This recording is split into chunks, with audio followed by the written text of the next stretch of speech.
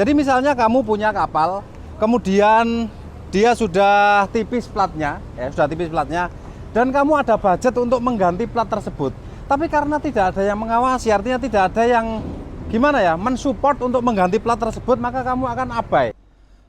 Bismillahirrahmanirrahim. Assalamualaikum warahmatullahi wabarakatuh. Selamat siang. Mudah-mudahan teman-teman di siang hari ini dalam kondisi sehat dan semua urusannya lancar. Oke, ketemu lagi di video kali ini. Mohon maaf tidak bisa menunjukkan di lapangan ya, seperti di video-video saya sebelumnya, yaitu kita ada jalan-jalan dan persiapan peluncuran. Kemudian saya kemarin ada bahas mengenai cara mengetahui berat kapal kalau dilihat dari GT atau dengan formula segala macam. Nah, di video kemarin juga saya sebutkan bahwa saya mendapat penawaran dari BKI untuk berkolaborasi yang membahas mengenai kelas kapal. Apa itu kelas? Berhubungan dengan kelas juga ada beberapa video baik di YouTube maupun di TikTok. Saya sering nyampaikan bahwa kapalmu sebaiknya dikelaskan. Kalau kapal kelas itu nanti begini.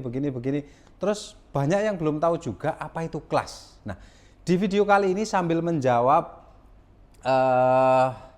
tawaran kolaborasi kemarin, karena di kolaborasi tersebut disebutkan bahwa ada 6 video itu, yang 3 video itu konsepnya terserah saya, makanya mungkin ini video pertama untuk menjawab kolaborasi itu, dan video-video berikutnya nanti kita lihat ke depan lah ya. Nah, di video kali ini akan saya coba jelaskan apa itu kelas dan kenapa harus dikelaskan, lalu keuntungan-keuntungan apa saja ketika kapalmu itu kelas.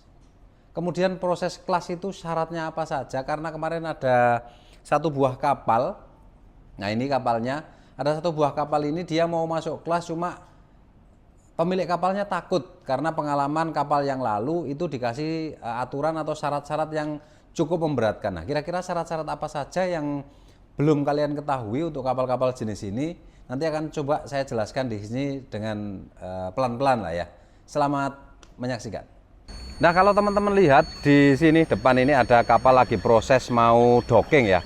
Ini sedang ditarik menggunakan wind dan di bawahnya itu udah siap-siap dipasang airbag. Di depan-depan saya ini ada banyak airbag ya. Nah, ini 1, 2, 3, 4, 5, 6, 7 buah airbag yang nanti akan dipakai untuk menaikkan kapal ini. Nah, kapal ini kenapa naik, Dok? Karena dia mau masuk kelas.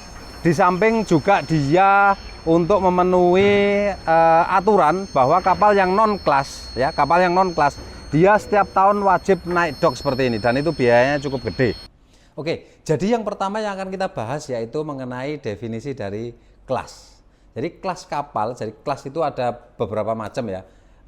Masing-masing negara ada kelas, bahkan ada satu negara yang memiliki 2 kelas. Seperti contohnya di Cina, di Jepang itu ada, mereka ada memiliki 2 produk kelas. Nah, kita tidak usah bahas itu, kita yang akan bahas yaitu tentang definisi kelas itu apa. Jadi kelas itu isinya tentang aturan-aturan, seperti contohnya sebuah hotel yang akan dibangun dan dia mau bintang 3, bintang 4, bintang 5 dan seterusnya, itu mereka punya standar. Ketika mau bintang 3 dia ruangannya harus begini. Ketika mau bintang 4 dia ruangannya harus luasannya seperti ini. Nah, ketika bintang 5 dan seterusnya seperti itu. Nah, di kapal itu juga seperti itu. Ketika kapalmu kategorinya ini, maka harus memenuhi aturan ini. Ketika kapalmu kategorinya seperti itu, maka harus memenuhi aturan yang mengikutinya. Jadi tentunya tugboat, kemudian kargo, kemudian tanker, itu beda-beda dari segi aturannya. Nah, sejarah singkat mengenai rules kapal itu tadi atau rules kelas itu tadi, yaitu dulu di London ada sebuah perkumpulan. Di situ isinya ada pengusaha, ada pelaut, ada pembangun kapal juga ya, pengusaha, pemilik kapal, pelayaran segala macam, dan di situ berkumpul dan mereka saling menyampaikan kekurangan dan kelebihan di kapal masing-masing. Ketika ada yang menyampaikan kekurangan di salah satu kapalnya, ada pihak lain yang menyampaikan, oh kalau gitu kapalmu kamu kasih ini supaya tidak terjadi seperti itu. Ada cerita juga kapalku begini, oh berarti kapalmu harusnya ada ininya. Nah, dari situ ada yang mencatat ya, karena beberapa masukan dari beberapa pihak itu tadi, ada yang mencatat akhirnya menjadi sebuah rules. Dan waktu itu ada rules pertama yaitu Lloyd Register yang dimiliki oleh Belanda itu atau London itu. Nah, kemudian diikuti oleh beberapa negara yang lainnya termasuk Indonesia. Nah, cuma Indonesia ini dia mengadopsi dari GL, yaitu dari Jerman. Makanya teman-teman kalau lihat rules BKI atau rules yang ada di kelas BKI itu dia aturan-aturannya hampir sekali mirip dengan GL. Ya ada perbedaan sedikit, itu tergantung dari kadang-kadang ada pemerintah atau perhubungan dalam hal ini ya. Dia mengadopsi dari SOLAS, dari AIMO, dari Marpol, sehingga menjadi aturan baru. Ya menjadi aturan baru dan ditambahkan di kelas masing-masing. Oke, itu tadi adalah sedikit definisi tentang kelas atau sedikit gambaran untuk kalian kelas itu apa sih. Nah, lalu kenapa kapalmu harus dikelaskan? Nah, ada beberapa pertimbangan, yaitu yang pertama berdasarkan aturan perhubungan ya, aturan perhubungan bahwa kapal-kapal dengan GT di atas 100, kemudian dengan panjang lebih dari 20 meter atau dengan mesin 250 HP itu sudah wajib kelas. Jadi kenapa kapalmu harus kelas? Itu karena kamu harus mengikuti aturan dari perhubungan. Lalu apa resikonya kalau tidak mengikuti aturan dari perhubungan itu? Ada satu, jadi sebenarnya salah satu keuntungan itu nanti masuk ke dalam salah satu keuntungan. Jadi yang pertama yaitu karena aturan itu tadi. Kemudian yang kedua, ketika kapalmu kelas, ya seperti yang kita tahu bahwa ada juga aturan perhubungan yang menyebutkan bahwa kapal-kapal yang non-kelas, kapal-kapal yang non-kelas itu dia harus melakukan perbaikan. Ya. Jadi di kapal itu seperti yang saya bahas di video sebelumnya tentang pajak kapal. Jadi ketika kapal itu mau endorse sertifikatnya, itu kapal rusak atau tidak rusak, dia wajib melakukan perbaikan atau maintain. Dalam hal ini yaitu naik dok, kemudian ada blasting, coating. Yang di video yang lain juga saya sudah pernah bahas mengenai biaya docking, undocking, yang di situ ada blasting, ada coating dan segala macam. Nah, ketika kapalmu kelas, maka kamu melakukan maintain itu tadi tidak setahun sekali, seperti kapal-kapal yang non-kelas. Ya, kalau kapal-kapal non-kelas itu dia harus maintain atau naik dok tiap tahun. Kapal jenis apa saja, ya, jenis apa saja dia wajib naik dok tiap tahun. Tapi kalau kapalmu kelas, kamu boleh naik dok 2,5 sampai 3 tahun. Nah, dari sini sudah bisa teman-teman bayangkan ya, ketika naik dok setiap tahun kita harus membayar 100 juta. Nah, kita bisa menghemat karena ngedoknya jangkanya jadi lebih panjang. Jadi misalnya harusnya 300 juta, kita cuma mengeluarkan 100 juta plus ya mungkin ada tambahan biaya survei dari surveyor kelas segala macam. Tapi itu tidak sampai 3 kali yang harus kita bayar seperti kapal-kapal yang non kelas. Itu adalah keuntungan pertama. Lalu yang kedua yaitu dari segi asuransi. Premimu akan lebih rendah ya, premimu akan lebih rendah ketika asuransi kapalmu kelas. Ya, jadi tapi di sini saya belum menemukan ya, karena di kelas BKI itu ada 2, contohnya kelas BKI ini ya yang saya bahas ini ada 2 yaitu PKBL dan PKBB untuk bangunan baru ya, untuk kelas selain TOKA itu ada 2. Penerimaan kelas bangunan baru dan penerimaan kelas bangunan lama ini saya belum melihat ada perbedaan dari segi asuransi di preminya itu tadi. Ya mungkin ini masukan buat kelas juga yang nantinya mungkin bisa memberikan keuntungan bagi pengusaha yang mau mengkelaskan kapalnya dengan notasi plus itu. Karena selama ini kita ditekankan untuk membangun kapal itu dengan notasi plus dengan ketentuan yang lebih pemenuhan aturan yang lebih kompleks, tapi dari segi asuransi pada saat kapal itu beroperasi ini belum ada, saya lihat belum ada perbedaannya ya. Tapi intinya ketika kapalmu kelas dan ketika kapalmu non kelas itu ada perbedaan dari premi asuransi. Itu yang kedua. Kemudian yang ketiga, seperti yang kita tahu sekarang ada namanya INA-Portnet. Ya, INA-Portnet. Setiap kapal yang mau berlayar dari pelabuhan A ke pelabuhan B, itu mereka wajib apply SPB, surat persetujuan berlayar. Nah, salah satu syarat untuk menerbitkan SPB secara online itu tadi harus ada sertifikat kelas. Ya. Lalu bagaimana Pak untuk kapal-kapal sekarang yang non kelas tapi mereka masih bisa berlayar? Contohnya di Pontianak ini, di tempat lain saya tidak tahu ya. Jadi contohnya di Pontianak ini, ketika mereka tidak bisa menerbitkan SPB melalui INA-Portnet, mereka ada jalur lain. Ada jalur lain, nah tapi jalur lain ini tentunya dia lebih jauh dan nanti akan berdampak ke waktu, efisiensi, kemudian bahan bakar juga yang nanti berpengaruh ke pengeluaran dalam operasional kapal. Itu jadi kelebihan-kelebihan ketika kapalmu kelas salah satunya yaitu tadi memudahkan kita untuk mengapply SPB yang diterbitkan melalui INA-Portnet itu. Kemudian berikutnya yaitu pada saat tender ada beberapa perusahaan yang memang mensyaratkan kapalnya itu kelas. Ya, atau mungkin juga ada perusahaan-perusahaan yang menerapkan bahwa kalau kapalnya kelas nilai tendernya atau nilai sewanya sekian. Kalau kapalnya non kelas maka nilai sewanya sekian, dan itu berpengaruh ya. Jadi keuntungan berikutnya ketika kapalmu kelas yaitu kamu dibantu memanage dari segi reparasi ya. Contohnya, saya ambil contoh. Jadi misalnya kamu punya kapal, kemudian dia sudah tipis platnya, dan kamu ada budget untuk mengganti plat tersebut. Tapi karena tidak ada yang mengawasi, artinya tidak ada yang gimana ya, mensupport untuk mengganti plat tersebut, maka kamu akan abai. Ganti enggak ya, gitu. Nah itu juga mungkin akan berpengaruh. Jadi kalau kapalmu kelas, ada surveyor kelas yang membantu mengawasi dan juga memberikan kayak semacam, ayo satpam, ayo kamu ganti atau enggak, harus ganti, seperti itu. Nah, kalau misalnya contohnya itu tadi, kalau kamu punya kapal kemudian waktunya replating dan kamu sebenarnya sudah ada budgetnya untuk replating tersebut, tapi karena tidak ada yang mengawasi, ya seperti contohnya ngajar anak lah ya. Kita enggak bisa ngajar anak kita sendiri, pasti ada perasaan yang melawan, enggak usah lah, lain kali aja lah gitu.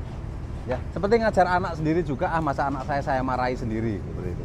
Jadi kalau diajar sama orang lain atau ada yang mengawasi, minimal akan benar-benar diterapkan. Seperti itu. Lalu seperti yang saya sampaikan di awal tadi, ini contohnya kapalnya ya yang mau masuk kelas. Jadi di sini ada satu buah kapal kargo.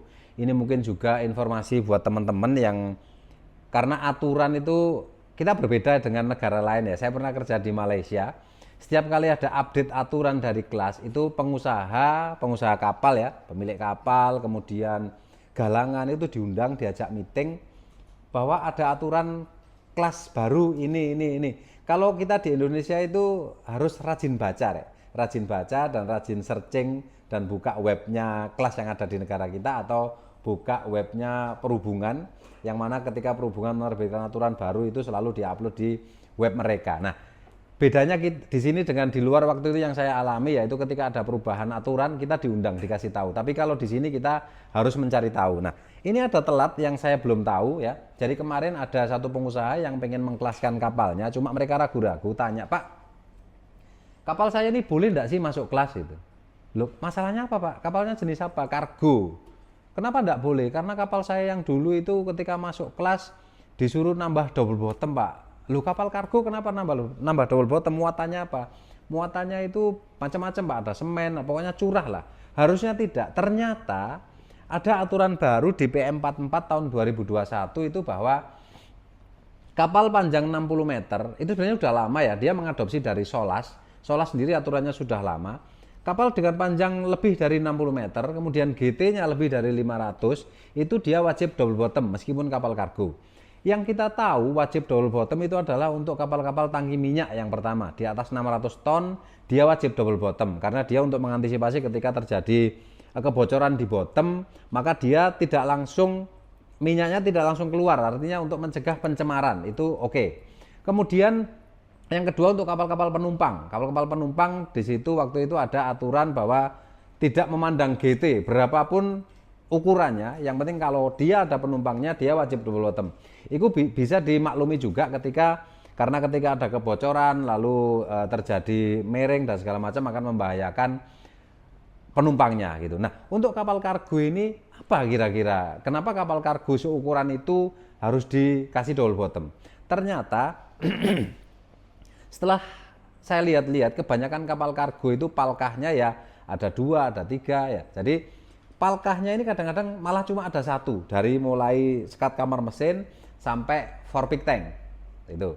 Jadi sekat itu dia loss kargonya. Nah, resikonya apa ketika dia tidak double bottom? Ketika dia terjadi kebocoran di bottom, maka air itu akan menyebar ke seluruh kargo itu tadi dengan cepat dan tidak ada sekat sama sekali, sehingga resikonya kapal akan tenggelam. Ya mungkin karena fluid debelengnya tidak masuk, mungkin akan berdampak kapal itu akan tenggelam ketika terjadi kebocoran. Nah, makanya itu untuk kapal-kapal di atas 60 meter, kemudian GT-nya di atas 500, dia wajib double bottom. Tapi untuk kapal tadi, ya saya bisa menenangkan pemilik kapal, karena ketika kapal sudah jadi dan harus menambah double bottom itu satu, pekerjaannya banyak, kemudian pemasangannya juga repot karena kapalnya sudah jadi. Yang kedua, muatannya pasti berkurang karena ada space yang dikurangi untuk space void untuk double bottom itu. Nah, tapi ini kapalnya panjangnya cuma 56 dengan GT 490 ya, tidak sampai 500, maka kita terlepas dari aturan itu. Nah, untuk prosedur masuk kelas sudah pernah saya bahas di video sebelumnya ya, yaitu ada beberapa macam yang seperti saya sebutkan tadi, ada TOKA, ada PKBL, ada PKBB, itu syaratnya udah pernah saya sebutkan di, mungkin teman bisa lihat di video-video saya sebelumnya ya, cara kapal itu apply kelas. Nah, lalu pertanyaan berikutnya, karena kemarin selain ada yang nanya, Pak, kelas itu apa? Ada juga yang mungkin sudah mengerti tentang kelas kapal, sehingga timbul pertanyaan, Pak, kelas yang bagus itu apa? BKI, ABS, BV, gitu ya. Nah, di sini jawabannya yaitu tergantung kapalmu berlayar di mana, Mas. Seperti yang saya bilang tadi, setiap negara punya rule, punya aturan, dan itu aturannya sesuai dengan kebutuhannya di daerahnya masing-masing. Ya. Ketika kapalmu hanya berlayar di Indonesia, di perairan-perairan Indonesia, maka sebaiknya cukup menggunakan kelas BKI. Tapi ketika kapalmu mau berlayar sampai ke luar negeri, ya, ke Eropa, ke mana, ke Australia, itu boleh kamu menggunakan kelas AYAK. Dan tentunya juga pengaruhnya dari penyewa, misalnya kapalmu disewa oleh satu perusahaan asing yang mensyaratkan kapalmu harus kelas ini, maka kamu harus ngikutin ya. Jadi untuk teman-teman yang kapalnya hanya berlayar di Indonesia atau di sekitaran perairan Indonesia ini saja, enggak usahlah kelas-kelas luar lah ya. Ya terlepas dari ada rumor bahwa kelas asing itu lebih murah gitu ya, enggak usah lah, lebih murah sedikit, murah dan tidaknya itu tergantung kita. Kalau kita maintain kapal kita bagus, kemudian perawatannya juga bagus, maka tentunya biaya survei, biaya segala macam itu juga akan berpengaruh, dan selisihnya antara yang murah dan mahal tadi itu tidak terlalu jauh ya. Meskipun di luar sana murah, di dalam negeri kita sendiri sedikit mahal, is oke lah. Ini untuk pemasukan. Jadi perlu teman-teman ketahui juga bahwa Biro Klasifikasi ini adalah badan usaha milik negara, BUMN. Meskipun kita tidak tahu pengolahan keuangannya seperti apa, yang jelas kita berpositif thinking saja bahwa setiap pemasukan yang ada atau yang masuk ke BUMN tersebut, ke BKI tersebut, itu masuk ke negara. Dan fungsinya yaitu mungkin untuk mensejahterakan kita juga sebagai rakyat Indonesia seperti itu ya. Jadi selisih sedikit harga itu kalau jiwa nasionalisme kita tinggi, itu tentunya kita akan lebih memilih kelas yang ada di negara kita lah. Jadi kalau ada pertanyaan, Pak, sebaiknya kelas itu yang bagus mana, atau kelas itu yang cocok untuk kapal kita itu apa? Tergantung kapalmu mau berlayar kemana dan kapalmu akan dipakai oleh siapa ya. Ketika karena ada perusahaan yang mensyaratkan kadang-kadang kapalnya itu harus kelas ini yang kategorinya apa itu ya, AYAK atau apa itulah ya. Jadi sekali lagi saya ulang, ketika kapalnya berlayar di perairan Indonesia, gunakan kelas yang ada di negara Indonesia atau kelas yang dimiliki oleh negara kita. Oke ya, mungkin itu sekilas tentang klasifikasi, dan mudah-mudahan yang menonton video ini mengerti apa yang saya sampaikan. Kalau misalnya ada pertanyaan, silakan tanyakan di kolom komentar, dan kalau ada yang perlu kalian tambahkan definisi tentang kelas, tentang cerita saya tadi ada sedikit kekurangan, silakan disampaikan di kolom komentar sebagai pembelajaran kita bersama atau sebagai bahan belajar kita bersama. Dan terima kasih sekali lagi teman-teman sudah menyaksikan video kami sampai sejauh ini. Mungkin itu saja ya. Assalamualaikum warahmatullahi wabarakatuh.